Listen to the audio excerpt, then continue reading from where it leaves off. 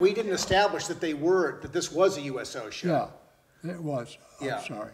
The USO show had asked Bob to go to Alaska. Yeah. And I went up on a survey.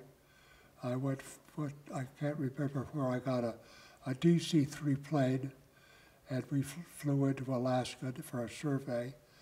It snowed so hard you couldn't see anything, and the pilot had me come up and I put earphones on, and they had that GCA approach, or whatever it was called, and we landed the plane, and I never knew we touched down. Wow. Just that smooth. Wow. When we went up there with Ginge Rogers, Mickey Battle, and after one show, we were building it in officers' quarters. We had a kitchen, we had a bar, rooms upstairs, and with some equipment I needed to add for the next show. We lost it, broke or something. So I kept calling Hollywood, trying to get a hold of somebody, could go to the studio, get this equipment, get it to a certain plane, and get it so I had it by the next day. So I'm waiting for these phone calls to come back, and it's 3, 4 in the morning, and we've all been drinking a little. And all of a sudden, Mickey Battle starts to cry. And I said, "Oh, what's the matter?"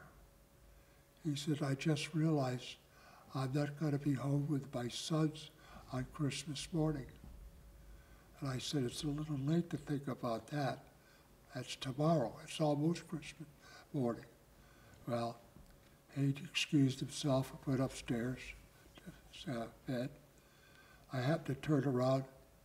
Going out the front door is Mickey Battle in a T-shirt and boxer shorts, and it's 40 below zero. I wasn't worried about him getting frozen, but he went out and he was making a snowman to take home to his kids. Wow. It took about 5 of us to get him back inside. He was a stout gentleman. And quite a drinker, too. Yeah. And but the Alaska trip was the last day we'd finished the shows the night before, and we were going to fly home the next morning.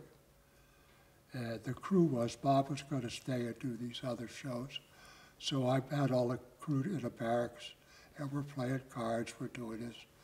And I went down to the flight line. "Are we ready yet?" "No, we have to call for a part." Kept getting later. And at 7 o'clock that night, I went down to the flight line, Father Colonel, I said, I can't keep paying these guys all day. We're into golden hours already. And the crews keep ripping me. The blood is running out of my shoes and anything. And the guy says, I said, "We got to fly home tomorrow." He says, "You can't do that. We don't have a plane for you tomorrow." So we finally left at 10 o'clock that night and flew to Los Angeles. And that was long. In a DC-3? Yeah.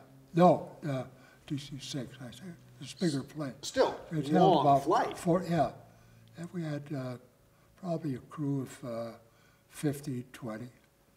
And they all got off the plane. And when they turned in their time cards, none of them went into great overtime. They said it wasn't your fault. Wow. That's an IA crew. Yeah. Wow. That could have gone very differently. Which I've always had respect for. Interesting. Yeah. Interesting. You feel like, so they did that for you as an acknowledgement, right, that they understood. They understood it wasn't my fault. Yeah. That I had no control over it. Yeah. And that's the way I got to work with the IA crew. I'd worked with them on Matinee Theater, but I didn't expect it. Did you probably, I imagine just knowing you, that you worked very hard at cultivating positive relationships with these guys, because you're really counting on them. Yeah. to come through for you. What's that dynamic like as Well, you're figuring it out? In the early days of television, say in the late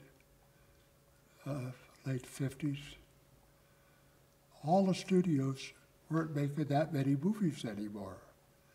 And all the crews were on a 52-week guarantee. And so they're not making movies. All these crews are sitting around getting paid. So Paramount was one of the first studios that allowed television on the lot. There was a long period of time they didn't want it. They didn't want it. And we were on the lot with Bonanza.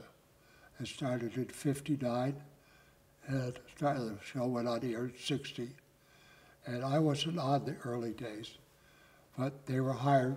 You now hired a crew out of Paramount's department heads. Right. You had,